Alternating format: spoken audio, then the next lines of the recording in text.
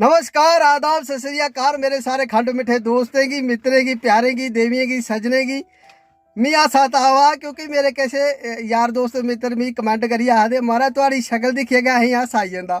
ओ भाई इन्ना भी शक्ल इन्नी भी माड़ी नहीं है, रब ने बनाई दी चंगी गै बनाई दी है। तो चलो ठीक है, फिर भी तुसें तुंदे मूंह पर अगर हस आवा दा ना मेरे कारण ते मिगी इस्सै बिच बड़ी खुशी है। मैं भगवान दा शुक्रगुजार हाँ कि मिगी इन्ने अच्छे यार दोस्त मित्र मिले दे और इन्नी अच्छी फैमिली मिली दी।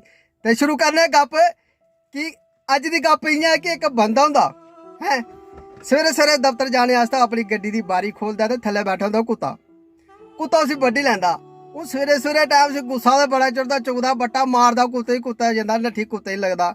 आपू बौंदा बेचारा गड्डी जंदा हस्पताल, उत्थै पट्टी शट्टी करांदा, दवाई शवाई लैंदा ते ओह्दे बाद चली जंदा दफ्तर।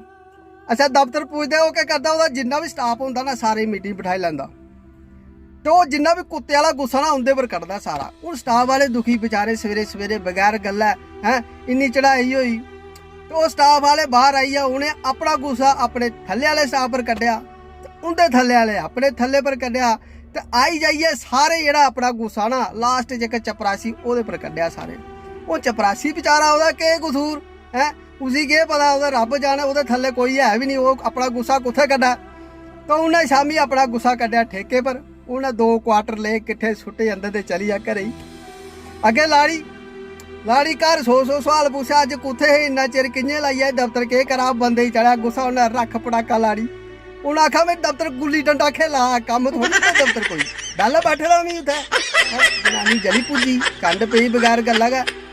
वो अंदर गई, उन्हें अपना गुस्सा कड्ढिया जागता पर, जागते कुट्टी टकाया। वो जागत बेचारा रोंदा रोंदा बाहर आया ते अगे दिक्खेआ उ'ऐ कुत्ता।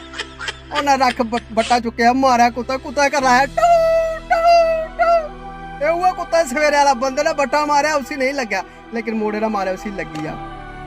ते मित्रों ये जेह्ड़ा सर्कल है ना कुत्ते वाला, ये आई जाइए मुड़ी, ये सारा सर्कल आई जाए कुत्ते पर आई खड़ोता है ना, ये पूरा सर्कल आई कुत्ते पर मुड़ी कंप्लीट हो गया।